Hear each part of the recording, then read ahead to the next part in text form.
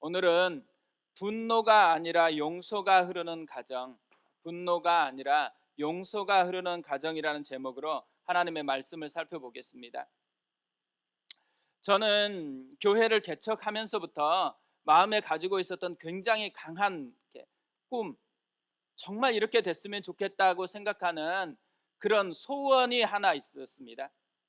그러니까 많이 있었지만 그 중에 정말 강한 소원이 뭐냐면 우리 하늘금 교회에 속한 모든 가정이 정말 행복한 가정이 되는 거예요.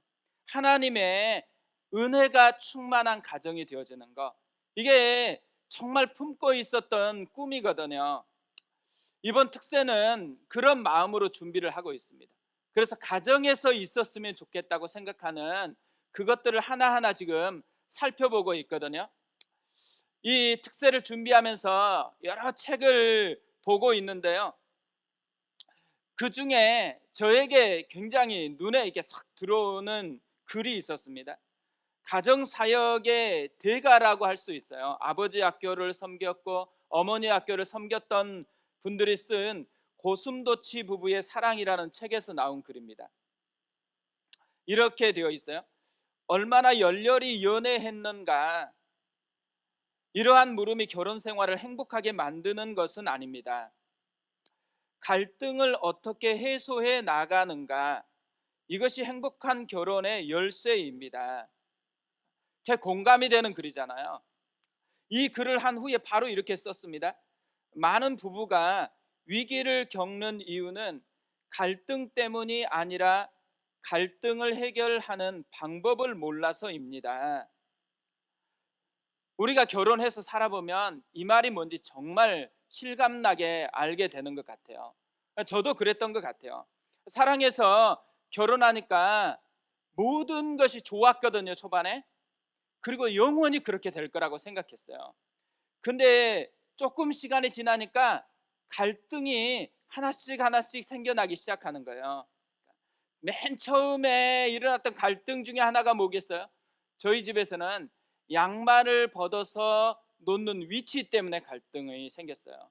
저는 퇴근해서 침대에 탁 누워가지고 너무 결혼을 잘했다고 한껏 느끼고 난 후에 양말을 벗어가지고 침대 밑에 아무렇게 그냥 두고 그 기분 있잖아요. 내가 정말 큰 축복을 받았다고 한껏 기쁨에 도취되어 있는데 갑자기 양말을 왜 거기다 벗냐고 이런 얘기를 하는 거예요. 모든 감격이 사라져 버렸습니다. 그러니까 갈등이 정말 사소한 것에서부터 하나씩 하나씩 시작이 되어지더라고요. 근데 이런 갈등이 일어났을 때요, 이것을 건강하게 해소를 하면 행복이 더 단단해져요. 그런데 이런 갈등이 생겼을 때 이걸 건강하지 못한 방법으로 해소를 하기 시작하면, 그러면 점점 더 비참함들이 쌓여지기 시작한다라는 거죠. 저만 그런 게 아닐 거예요. 아마 모든 가정에서 이것을 경험했을 건데요. 창세기를 보면 창세기는 가정의 이야기라는 생각을 하게 되어집니다. 가정이 탄생하는 것으로 창세기 시작을 해요. 그런데 한 가문의 이야기로 창세기가 마무리가 되어집니다. 놀라운 것은요, 이 창세기에 나오는 가정의 이야기를 살펴보면 대부분이 갈등 문제예요. 갈등이 일어나고 있다라는 거예요. 그러니까 죄가 들어온 이후에 양상은 조금씩 차이가 나는데 다양한 갈등들이 가정에서 계속해서 일어나고 있다라는 거예요. 예배 때문에 갈등이 일어났어요. 술 때문에 갈등이 일어났어요.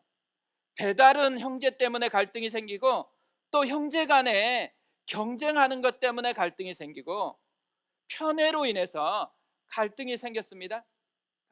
이런 갈등이 일어났을 때요, 창세기를 보면 가장 많이 등장하는 해소 방법이 있더라고요. 어떤 방법으로 갈등을 해소했을까요? 보니까요, 분노로 해소를 합니다.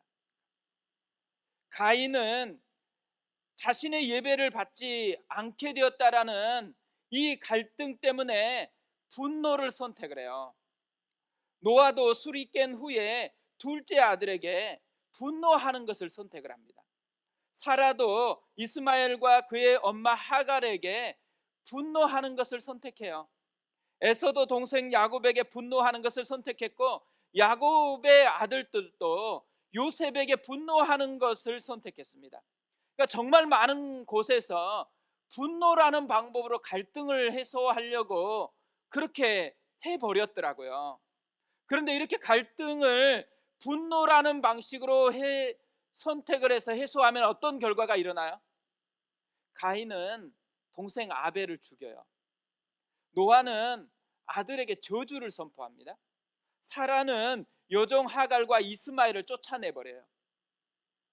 에서도 동생을 죽이려고 했고, 야곱의 아들들도 동생 요셉을 죽이려고 하다가 노예상들에게 팔아버렸습니다. 인신매매까지 하게 되는 이런 비참한 결과가 생겨나요. 이 분노라는 것으로 갈등을 해소하면은요, 당장에 편할 것 같은데 실제적으로는 심각한 아픔들을 더 많이 양상해내는 결과가 일어났다라는 거죠. 근데 이렇게 갈등을 해소하지 않고 전혀 다른 방법으로 해소한 사람이 있어요. 오늘 말씀에 나오는 요셉입니다. 요셉은요, 형제들이 질투 때문에 자기를 죽이려고 하다가 노예상들에게 팔아버렸던 과거가 있잖아요. 그러니까 분노를 터뜨려도 충분히 합당하다고 생각할 만한 이유가 있는 사람이라는 거예요. 그것뿐 아니에요. 요셉은 지금 분노를 해도 될 만한 힘을 가지고 있어요. 자신이 총리였고 자기를 팔았던 형들은 지금 자기 집에 얹혀 사는 그런 처지에 놓여 있어요. 그런데도 요셉은 분노를 선택하는 것이 아니고 용서를 선택을 했습니다. 갈등을 해결하기 위해서 분노를 선택하면 가정은 정말 아픔의 쓰레기장으로 변해버립니다. 그런데요, 용서를 선택하면 어떻게 될까요? 아름다운 정원처럼 변해요. 21절만 봐도 이렇게 되어 있습니다. 당신들은 두려워하지 마소서, 내가 당신들과 당신들의 자녀를 기르리이다 하고 그들을 간곡한 말로 위로하였더라. 지금 분노할 사람이 위로를 해요. 뭘 의미해요? 마음의 분노가 사라지고 풍성한 다른 마음이 가득하다라는 걸 보여주죠. 그리고 또 이 말을 들은 형제들도 두려움으로 찾아왔다가 두려움이 아니고 평안을 누려요. 그뿐만 아니라 자손들까지도 풍성한 그늘 아래서 살아가게 되어지는 놀라운 은혜를 경험하게 되어진다라는 것이죠. 그러니까 이처럼 이 용서를 선택하는 순간에 아름다운 나무들이 자랄 수 있는 그런 정원과 같은 공간, 정원과 같은 문화를 만들어 준다라는 것이죠. 어떻게 하면요, 우리도 이런 갈등이 아니고, 갈등이 일어났을 때 분노가 아니고 용서를 선택할 수가 있을까요? 오늘 요셉에게서 이걸 좀 배워갔으면 좋겠습니다. 요셉이 분노가 아니라 용서를 선택할 수 있었던 비결, 19절 20절에 이렇게 되어 있습니다. 요셉이 그들에게 이르되 두려워하지 마소서, 내가 하나님을 대신하리이까. 당신들은 나를 해하려 하였으나 하나님은 그것을 선으로 바꾸사 오늘과 같이 많은 백성의 생명을 구원하게 하시려 하셨나니. 하나님을 대신하리이까. 하나님은 그것을 선으로 바꾸사, 뭘 얘기하는 거예요? 하나님 때문이라는 거예요. 요셉이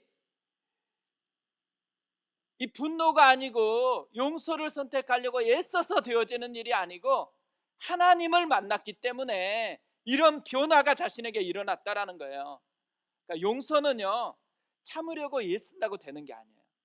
참으려고 애써 보세요. 오히려 분노가 폭발해요. 함께 모았다가 폭발해요. 안 그러면 또 어떻게 해요? 자신에게 폭발해요.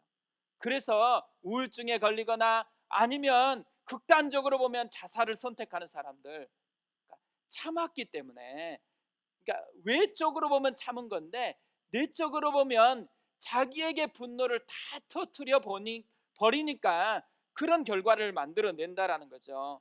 용서는 잊으려고 애쓴다고 되어지는 게 아니에요. 잊으려고 해보면 해볼수록 어떤 결과가 일어나요? 더 선명해져요. 기억은 더 살아나는 그런 작용이 우리 속에 생겨난다라는 거죠. 용서는요, 자신의 아픔을 통해서 합력하여 선을 이루시는 하나님을 만났을 때 비로소 우리 속에 이루어질 수 있는 거라는 것이죠. 카일 아이들먼이라는 목사님이 계시거든요. 이 목사님이 하신 설교를 들으니까요, 이런 이야기를 하시더라고요. 엘리자베스와 프랭크와 테리 모리스라는 아이에 대해서 이야기를 하는 거예요. 아들이 있었는데 크리스마스를 맞아서 집에 왔나 봐요. 근데 좀 학비를 벌어야 되니까 그 짧은 기간에 아르바이트를 시작한 거예요. 근데 어느 날 밤이 늦었는데도 돌아오지를 않는 거예요. 근데 전화벨이 울렸어요. 정말 듣고 싶지 않았던 말이 들려오는 거예요. 아들이 운전하며 돌아오는 길에 중앙선을 넘어서 온 차하고 정면으로 충돌했다라는 거예요. 사고를 냈던 아이는 탐이라는 아이예요. 파티에 참석했다가 술을 진탕 마셨는데 친구들이 운전하지 말라고 그렇게 말렸는데도 불구하고 차를 타고 가버린 거예요. 그러다가 사고를 낸 거죠. 아들은 다음 날 아침에 사망을 했습니다. 그리고 재판이 시작이 됐어요. 근데 재판이 자꾸 연기되다가 2년 만에 재판이 끝났는데 이 아들을 죽였던 타미는 집행유예를 받았어요. 그런데요, 이 재판이 되는 과정에서 이 엘리자베스 마음속에 분노가 일어나기 시작한 거예요. 끝없는 분노가 마음을 장악하기 시작한 거예요. 그러니까 보복하려고 수많은 생각들을 하기 시작한 거예요. 근데 이 엘리자베스는요, 크리스찬이었어요.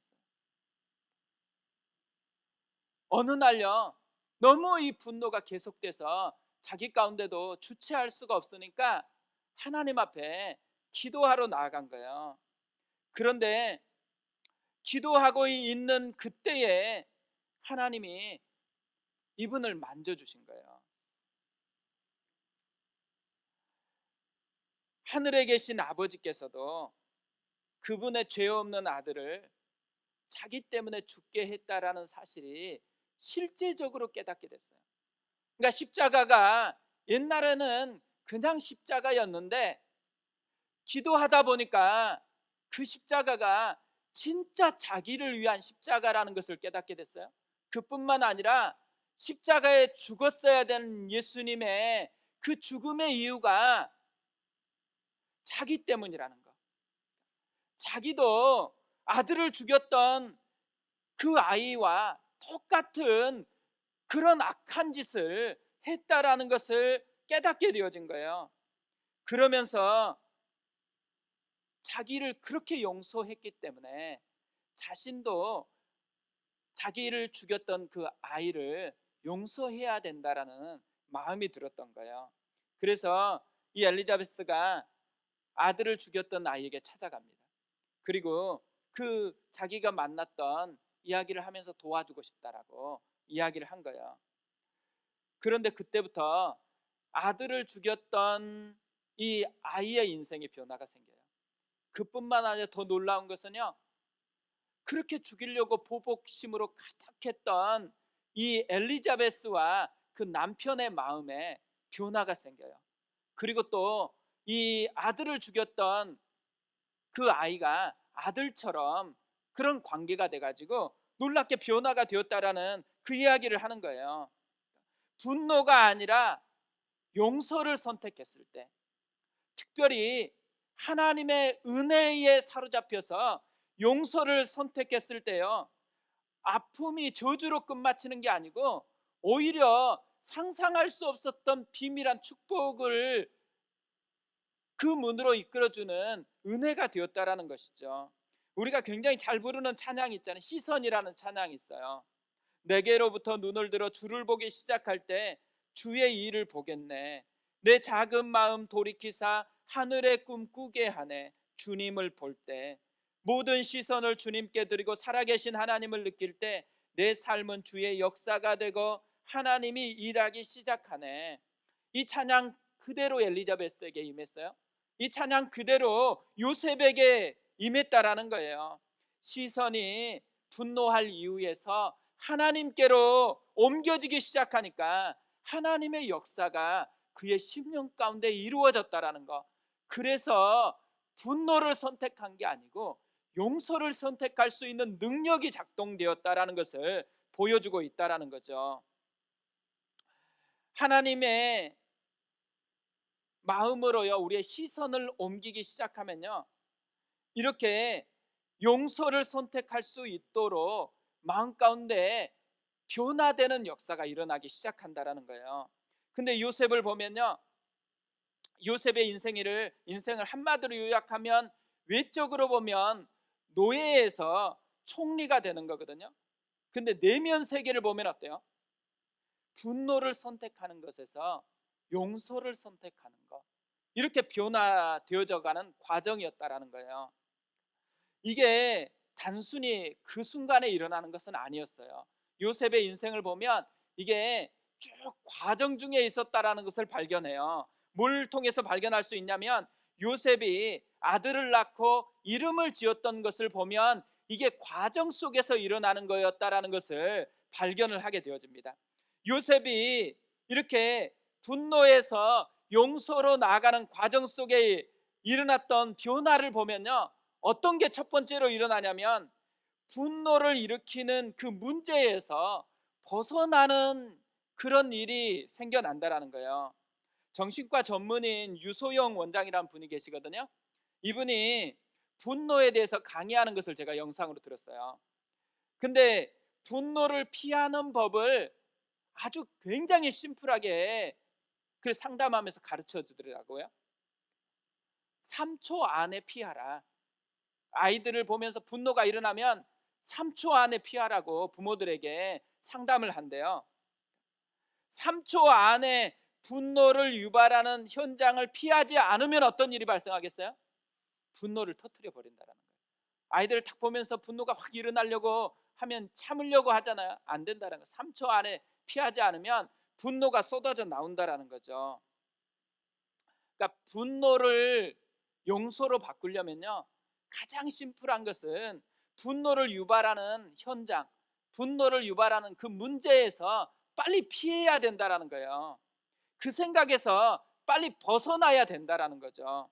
그러니까 요셉의 인생도 그런 일이 일어났다는 거예요. 창세기 41장 51절을 보면 이렇게 되어 있습니다. 요셉이 그의 장남의 이름을 므낫세라 하였으니 하나님이 내게 내 모든 고난과 내 아버지의 온 집의 일을 잊어버리게 하셨다 하며, 요셉이 아들을 낳았어요. 첫째 아들 이름을 므낫세라고 지었어요. 므낫세 이름의 뜻이 뭐예요? 잊어버리게 하셨다. 왜 요셉이 잊어버리게 하셨다라는 거예요? 뭘 잊어버렸다라는 것이죠? 내 모든 고난과 내 아버지의 온 집의 일입니다. 이게 뭘 의미해요? 분노 유발 현장. 자기에게 끊임없이 아픔을 생각나게 하는 그 문제의 현장들이라는 거예요. 그것을 잊어버렸다라는 거예요. 근데 그냥 잊어버릴 수 있나요? 우리가 한번 잊어버려야지 하고 오프 탁 누르면 그냥 오프가 되나요? 그렇지 않아요. 그런데 요셉이 그렇게 오프가 될 수 있었던 이유가 어디 있다 그래요? 하나님이 내게 하나님을 만났기 때문에, 하나님이 자신 속에서 그것을 잊게 할 수 있도록 능력을 주셨다라는 것이죠. 우리도 그랬으면 좋겠어요. 우리도 문제가 끊임없이 일어날 때마다 분노하지 않으려고 하면요, 문제의 현장에 하나님이 임해야 돼요. 하나님이 임해 가지고 문제에서 벗어나야만 되어진다라는 거죠.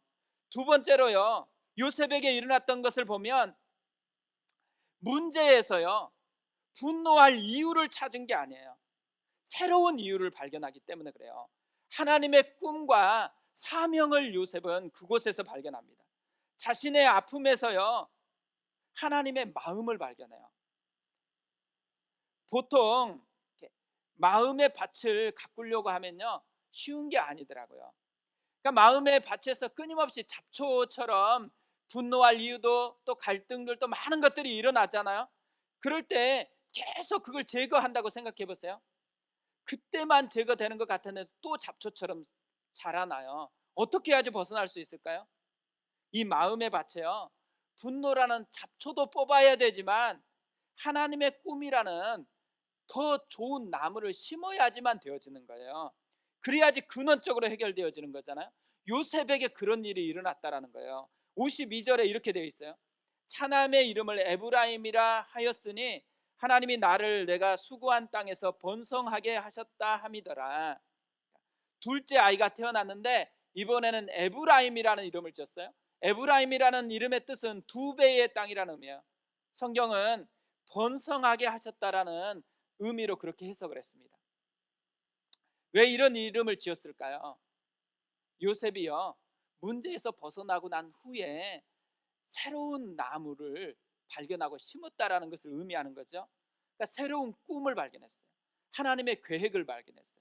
하나님의 마음이 새롭게 보이기 시작했다라는 거죠.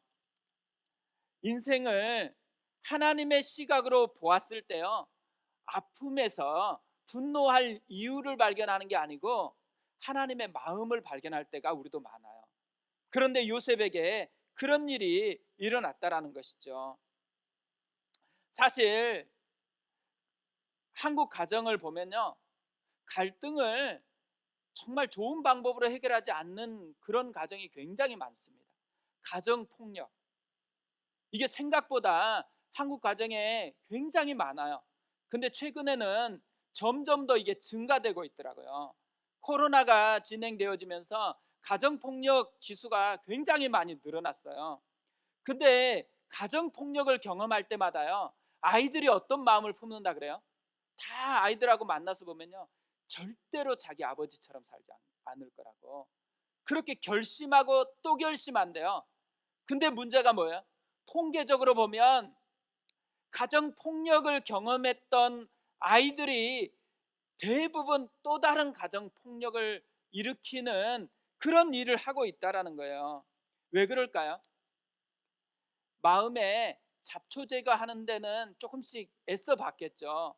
그런데 그 마음에 새로운 나무를 심지 않아서 그런 거예요. 그것뿐 아니에요. 우리는 이 새로운 나무가 그냥 자연계에 있었던 나무처럼 하나 딱 마음에 심어주면 그게 그대로 영원히 계속되어질 것 같잖아요. 마음의 빛은, 마음의 밭은 달라요. 마음의 밭은요 나무를 계속 심고 또 심은 순간순간에 작용을 해야 되어진다라는 거예요. 그러니까 순간순간에 마음 관리를 해야 되는 거예요. 그러니까 순간순간 마음 관리를 어떻게 할까요? 제가 이렇게 이 핸드폰 어플에 보니까요 스트레스 관리하는 어플들이 있어요.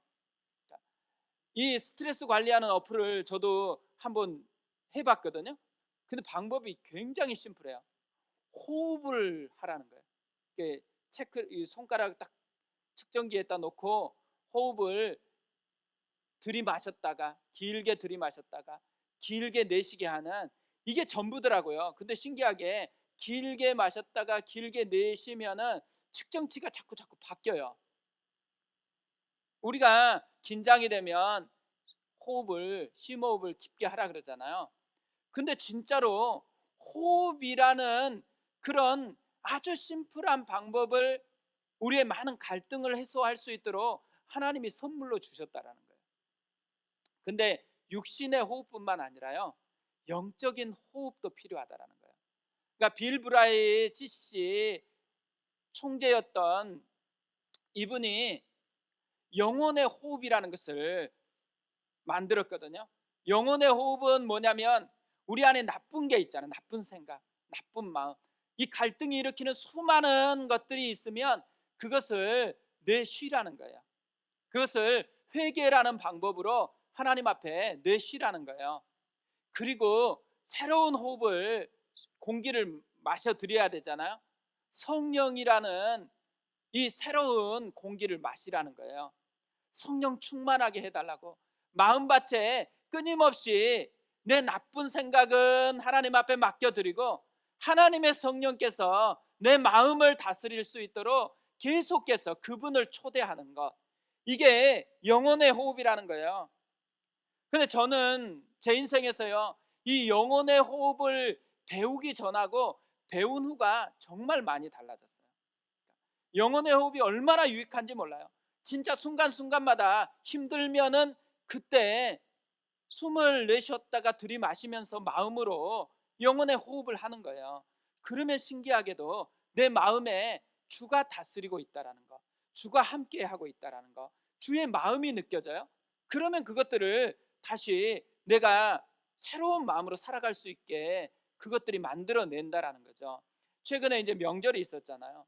명절에 또 내려가지를 못하니까 부모님께 전화로 이제 또 인사를 드려야 되잖아요. 근데 올해 명절에는 이렇게 하나님 앞에 저도 영혼의 호흡처럼 하고 있는데, 제가 어렸을 때부터 이 생각이 나는 거예요. 어렸을 때부터 부모님이 나 때문에 되게 힘들었겠구나. 어렸을 때부터 내 약함들, 이런 것들 이 하나하나 생각나면서 그것들을 다 참아주고 용서해주고 이렇게 했기 때문에 내가 여기까지 와 있는 거구나라는 생각이 들었어요. 그러니까 보니까 밥 먹고 자란 게 아니었어요. 용서를 먹고 자랐더라고요. 그러니까 용서를 많이 먹었으니까 내가 요 정도로 그나마 이렇게 살 수가 있었구나, 이게 생각이 났어요. 그래서 이번 통화하면서 이번에는 감사, 이걸 꼭 알려드리고 싶어서 이제 전화 쭉 하다가 아버지에게, 어머니에게는 이런 말 많이 했거든요. 근데 아버지에게는 이런 말을 잘 안 했더라고요. 그래서 아버지 감사해요. 근데 아버지 당황하시는 거예요. 그래서 빨리 전화를 다른 데로 돌렸습니다. 근데 제가 느껴지는 게 있어요. 아버지가 좋아하시는구나. 마음에 좋아하시는구나. 또 엄마에게도, 또 동생에게도, 엄마 모시고 있는 여동생에게도 고맙다고 이렇게 얘기했거든요. 근데 목소리 톤들이 약간 바뀌었어요. 되게 기분이 좋아졌습니다. 근데요, 제 마음도 너무너무 좋았어요. 제 마음도 좋고, 또 우리 가정들 하나하나 통화하는 우리 가족도 좋고, 그걸 보면서 느낀 게 있어요. 분노가 아니고 용서를 선택했을 때 얼마나 큰 축복인지. 우리가 가정에서요, 끊임없이 갈등이 일어납니다. 갈등이 일어날 때 대부분은 분노를 선택해요. 그게 인간의 연약함 때문에 나오는 그런 현상이에요. 그런데요, 분노가 아니고 용서를 선택해 버리면 정말 놀라운 축복을 경험한다는 거예요. 근데 용서를 선택하려면 뭐가 필요해요? 참는 게 아니고 하나님을 모셔드리는 게 필요하다는 거예요. 하나님을 힘입는 게 필요해요. 영혼의 호흡. 오늘 우리 하루하루 살면서요, 영혼의 호흡을 하셨으면 좋겠습니다. 그래서 하나님의 마음으로 삶을 다시 보고 분노가 아닌 용서를 심는 그런 은혜가 있었으면 좋겠습니다. 우리 그 마음을 가지고 하나님 앞에 기도하면서 나아가겠습니다.